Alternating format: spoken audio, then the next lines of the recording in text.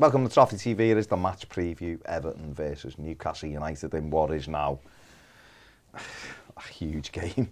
And is it too much to say this is one of Everton's biggest games in recent years? Biggest game since Coventry? I don't think we're quite there, but it feels like a big game, Steve. Yeah, it is massive, isn't it? It's, we were saying before about it's win. We just have to win. We have to win the football game now. Where we've put ourselves in this position, and it's something the players have just got to turn up on Thursday and show commitment and put everything into the game and leave the pitch knowing that they've done everything to try and win the game, really, because if they don't win the game, it is hard to see really how we will come back from it, really. I think confidence-wise it would be the killer, really. Is it too much to say that from your perspective? Or is it still with 11 games to go after this one? I think this one is a huge one for momentum. Yeah. I think in terms of like the crowd and having that belief that we can get out of trouble. I think this one is a huge one because the fixtures coming up don't look too clever.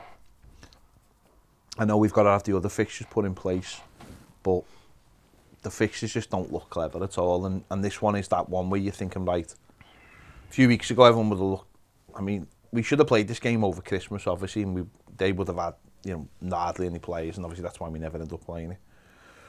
But I just think for momentum, we have to get a win, because otherwise all those defeats in a row,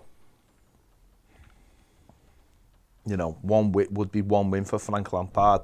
People would start questioning him. The players would obviously have already been questioned.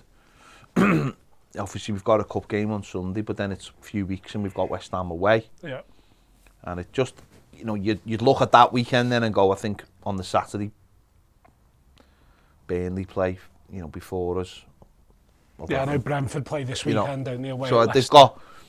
Then you'd look at what was I just think this is a pivotal game for us, because ultimately it's a case of like we have to start winning games. Yeah. Said this before the Leeds game.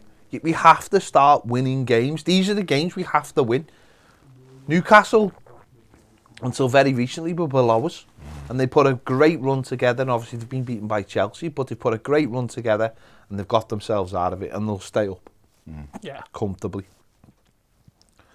You have to start winning games, and this is a game we've got to win. We've got to win. A point doesn't do anything for us, really. Okay, I'll take that rather than defeat, but we've got to win this game. And if we don't, I think a lot of people will abandon ship. Abandon hope. Literally abandon ship. I think fans will stop going to the game. Do you? I do think it. I think there's fans, Baz, who won't be able to be at Goodison Park. They won't be able to live through take it. I genuinely believe that.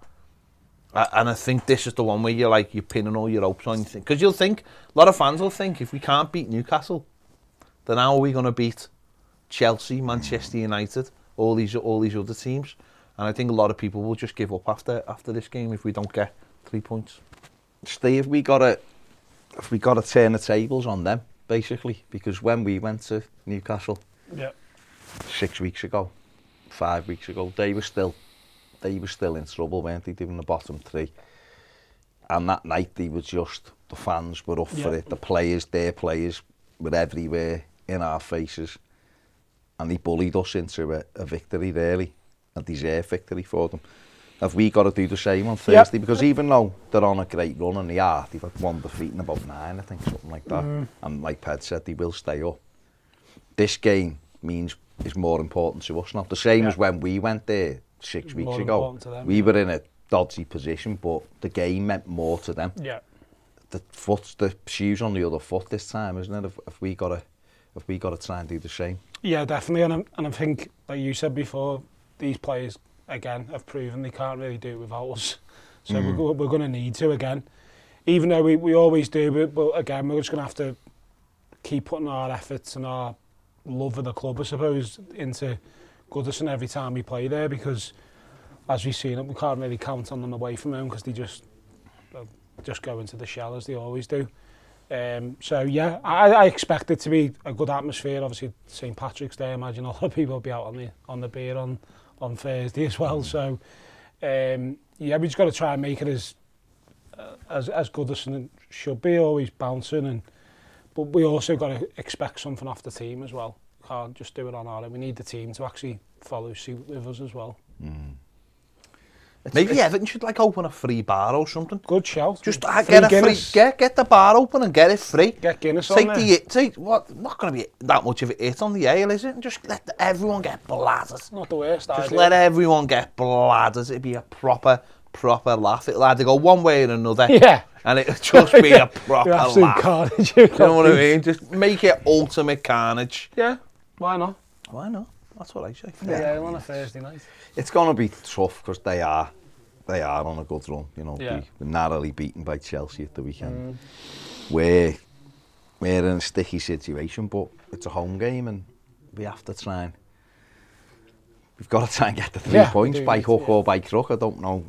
We've got to build. If we're going to stay up, there's got to be some momentum coming from somewhere. And right now, you can't see where that spark's going to happen. Maybe Dominic Calvert-Lewin will be fit on Thursday, and you know he can get involved. He does all right, done all right against Newcastle in recent times. I think if you look at Newcastle predicament, they sack Bruce at the right time because they give themselves still enough time to get into it. Yeah. I don't think they won his first 10 games. Yeah, was it? Didn't win his first 10 games, and then they had that international break, and they come back after the international break, new players, all that, and since then they've gone on. Which fair play to Al, because I'll be honest, I didn't really think he was up to much as a manager. I'm still not 100% sure he is a very good manager, but he's kind of changed the way he's playing it, because at Bournemouth he was very like, it was like 4-3-3, go for it. But yesterday he proved playing, I think he played 5-4-1, which is very unlike him really as well. So he could have learned from his mistakes. But they've stopped losing games, that's why, haven't they? Yeah, exactly. And I just think they done the right thing really. They got rid of Bruce before it started getting really, really bad. We decided to get rid of Benitez probably about 3-4 games too late. They made they could probably see that if he was going to stay in charge, we were only going one way. But we just haven't. Lampard's coming in that position where it's like it's a little late, isn't it? Yeah. It's January the 31st. He come in Feb 1st. So first game's a bit stop and start, hasn't it, as well, of games and stuff like that as well. So, yeah. So hopefully, we need to win, mate. Yeah, basically on Thursday. It's difficult to do because you're scrapping around when you're trying to get things started. But is there a case of having to change the team again for Thursday? Well, there has to be, isn't it? Because obviously Kenny will be out and might be an opportunity to bring Dom in. I don't know. It's something. I don't know. Obviously, we've got a cup game on Sunday where players can't play. So, do you bring Dele Alli maybe into the side? Do you change it up? Do you leave maybe a Gray out or a Gordon out and say maybe play a slightly different system? You know, 4-2-3-1 maybe, and have the likes of Dele Alli and Donny van der Beek, Allen, Decore in there. Trying to ask the full-backs to get forward a little bit more. Got a bit more protection in front of them. Try and get Dele Alli into the pockets of space behind Dominic Calvert-Lewin and do it that way maybe. I don't know. He's tried lots of different things and he hasn't really settled on anything. No. And I know that's obviously difficult. He might think about bringing Michael Keane back in with Ben Godfrey. You know, they've got Wood up front and whatever he tries, it's difficult because they're all the same players who've basically let us down for the entire season. Yeah. But I suppose it's who's bright and training, who's doing the business, who's looking sharpest, who's going to grab the rest of the season by the scruff of the neck. I mean, that's what it is essentially. Have we got someone in those attacking areas who wants it? I don't know if there is. Would you play Dom if he was fit? Or do you think? I think we're going to have to because I'll tell you why. I think trying to play football is not. No. This football team can't play football. Yeah. So we might be a case of having to just go long to Dom and pick up the scraps. Yeah. Trying to get crosses in the box, trying to find them in space, trying to, get Dele Alli into the game by the knockdowns and stuff like that. I just don't think this team's got the confidence to play football, and it might have to just go long and be a little bit route one, get the ball down the other end, and say to them, you deal with us rather than the other way around. To me, it wouldn't surprise me if he went back to the type of team he picked against Leeds at home, and play if Dom's fit and play Richarlison off Dominic Calvert-Lewin, and go with Gray, Gordon, Allen, and Decore or Van der Beek. Yeah. It wouldn't surprise me if he went back to 4-4-1-1, wasn't it? Really, because Richarlison played across. I mean, he could easily do that. Yeah. Yeah, it wouldn't surprise me if he maybe done that and played Mikalenko or even Godfrey at left back. Wouldn't surprise me. And just went solid. Yeah, and just said to the forward at the back, you just stay where you are, and the rest do the rest. Wouldn't surprise me. Because that's probably think about the Leeds game. It's probably the best game he's had, and that's the formation he played. Loads of energy in that game, though, wasn't there? There was just no energy in the last couple of games, none at all. But there was loads of energy in that. People were busting a gut, and it got the crowd going, and everyone could see that everyone was throwing everything at it. And that just hasn't been there. And when they're all asking the crowd to do their part, but set the tone. Then come out and set the tone. And if the crowd are not with you, they'll soon be with you. If you are getting around the pitch and you are stopping the crosses and making sure. Go back to that Leeds game, the little things like Richarlison force in the corner, which we score from. Little things like that don't half make a difference. Stopping the cross is huge for us. Putting blocks in, putting tackles, getting in people's faces, all these things that we don't do. You have to do them. You have to, often the catchphrase, cup final to cup final. Well, what would you do in a cup final then? What would show us what you do in a cup final? Because I'm not seeing any of that. I didn't see any of that against Wolves. I've seen players going through the motions, and when it didn't work, they did the same thing again and again and again. Do something different. Break it up. If you have to clock one of their plays, of their plays. Against Wolves, early on, Richarlison was going through, and Conor Cody just whacked him and made sure he wasn't going through, and made sure he told him, that's not happening again. Our plays don't. How didn't he get booked for that? But our plays don't tend to do little things like that. They don't tend to. No, the juices is there. When their player went down 3 times and we give the ball back. Why did we give the ball back? Yeah. Why don't we keep the ball, force them to come and have a kick off, and then get the crowd going, because everyone's like, fucking who are you? Who are you? Yeah. We don't do stuff like that. We fall into other clubs' traps. Fall into our traps. Yeah. Set traps for them. Get the crowd going. Surely we've got players who know how to energise an Everton crowd. Yeah. You see when things go against us as a crowd, we're up for it.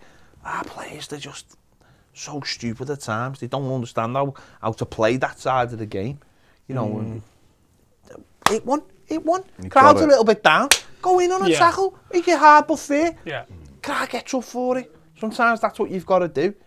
Crowd can't always be there for you, unless there's a free bar. It's going to be difficult. These are, like you said, they're durable. They're difficult to break down. Have a look at the formation he used, certainly in the last game. So, the 5-4-1. And if you go away from home with that, they've got Chris Wood up front, who's obviously a handful. Almiron works hard off one side, and they've Longstaff in the middle. Breakenstein, ironically, could have been playing for Everton if he stayed. And obviously they've got Bruno Guimaraes in there, who's added that bit of quality to them as well. And the full-backs get up and they know the job, and they stay with 9 or 10 men behind the ball, make it difficult for you. And that's what's got them points and got them the upward momentum, and that's why they're winning games and they're doing well. Let's have a look at their danger man. He destroyed us at St James's Park. He's the world's best player when he plays us, isn't he? Loves it. Yeah. St Maxon, 25 appearances, 22 starts, 5 goals, 3 assists. He's averaging 1.9 shots per game. Less assists and goals than Townsend and Gray, but he absolutely just don't know what type of player he's going to turn up. I think the thing about him though is they don't rely on him. No. That's the difference, isn't it? They don't rely on him. He always does well against us. That's why we picked him out. But they don't rely on him now. I think they were originally, weren't they, under Bruce? They were very reliant on him. They don't rely on him now. They've got other players around the pitch, and as you said, and they're the full-backs. They're a lot more durable. I think what they've got is they just seem more. I mean, it's weird for how they seem just very disciplined. Yeah. Like if they can see the goal, they get on with it. and they don't change the way they're playing. Whereas our players, we've seen this now. It must be a nightmare coaching them, and I've heard Lampard speak about it. But the minute something goes wrong against them, it all goes out the window. You can't play football like that. No. You've got to have a plan that you stick to, hell or high water. If you got to go behind, so what? Just means you have to score 2. Well, look at them yesterday. They've changed their formation for a certain game away from home. And left players out. And left players out. Luxury players. And put a bit of steel in there, really. With 2 defensive sitting midfielders in Longstaff and the new lad. And the 2 wingers aren't even really wingers. They're more like inside players. Inside forwards, and get in. And then you've got Byrne at the back who's been a good signing. Exactly what they needed, really. We were saying the other day about players that they went and got. And Target is a solid Premier left back. Yeah. He'll get forward when he needs to. He's all right over his left foot. Exactly. And even the right back, usually they play that Murphy right wing back, but they've gone for a more defensive right back. Yeah. So it proves away from home, Everton, you can change your formation. Yeah. And your personnel. And personnel. It doesn't have to be just because he's our best player, he plays away from home. Do you know what I mean? It doesn't work like that. Football doesn't work. No, you'd have to try and put points on the board. But fair play to them. Like, I'll be honest, under Bruce, they were only going one way. Yeah, really, they were gone. And even under Howe, I thought, it doesn't look good, this. But fair play to them. It's good when you've got money. Like, where it comes from. Yeah. And you're sensible with it, unlike us. Everton are winless in the last 3 home games. League games against Newcastle, losing 2-0. Last season, of course. Newcastle have won the last 3 games against Everton. Yeah. Last winning 4 in a row between 89 and 95. Everton have lost the last 4 Premier League games, conceding 9 goals while scoring none. The Toffees lost more consecutively between August and October 2005. They lost 6 and also didn't score a single goal either. I'm just seeing if there's anything not so depressing. Everton striker Dominic Calvert-Lewin scored more Premier League goals against Newcastle than he has against any other side in the Premier League, with all 5 of his goals against the Magpies coming in his last 5 appearances against them. So maybe it is a case of just getting back in the side if he's all right. And muscle memory. And maybe he'll become the hero we need in these last 12 games. The Kevin Campbell. A Kevin Campbell type run would be incredible. Yeah. And try and save us. It looked desperate. We just need to fight for every ball on Thursday, every tackle. Like yesterday that was probably the biggest. There was no John Joe Kenny got sent off for 2 stupid little fouls, didn't he? Really, he didn't exactly get sent off for something like absolutely wellying someone. You know what I mean? You just see silly fouls, really. So I'd like to see, like we were saying here before, just get stuck in from get the crowd on side, so you have a tackle of it, even if it's on. I'm sure we do. Start with the high tempo. Yeah, just any of them, just even if you're not going to get the ball, just take them out if you have to. You know what I mean? But start with the high tempo and keep it up. Yeah. Put them on the back foot like they did to us at St. Exactly. James's Park, and then you never know what happens then, do you? Nope. There you go. That is it for the match preview. Let us know what you think in the comment section below. Can Everton get the 3 points against the tough, durable Newcastle United? We need it. We need it more than they do. Let us know in the comments. Give the video a thumbs up. Subscribe if you haven't. And if you want more videos, join us on Patreon. The QR code will be on the screen. And there's a link in the description. And there's a link in the description as well, so there's no excuse not to do it. See you later.